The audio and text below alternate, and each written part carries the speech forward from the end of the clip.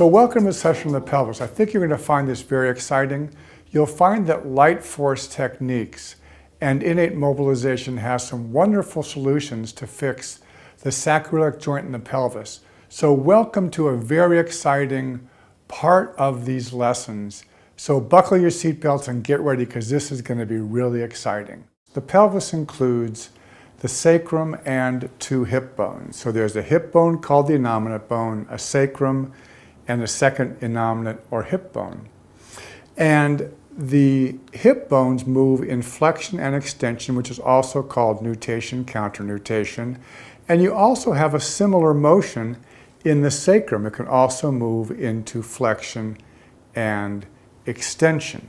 So what you're going to do when you mobilize the pelvis is you want to make contacts on the posterior superior iliac spine of the hip bone, the ischial tuberosity, the top of the sacrum, the bottom of the sacrum. I call this the basic 8. 1, 2, 3, 4, 5, 6, 7, 8. And your contact is generally with your pisiform bone, because the pisiform bone is a very ideal contact for mobilizing the pelvis. So when you're mobilizing and you use your pisiform bone on the PSIS, the ischial tuberosity, the top and bottom of the sacrum, as you're going through these points and saying knee up, knee down, knee up, knee down, that will mobilize it.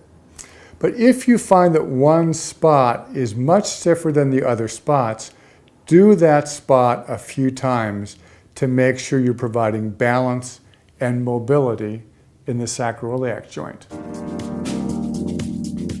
Okay, so we're going to have you show us, Julia, how your leg moves when I ask you to mobilize your sacrum and your hip bone. So leg up, and then leg down, and then leg up, and then leg down. Good. And when the leg goes up, please lift it up for us. That moves the pelvis posteriorly. And then when you put your leg down the other direction, that moves the pelvis anteriorly.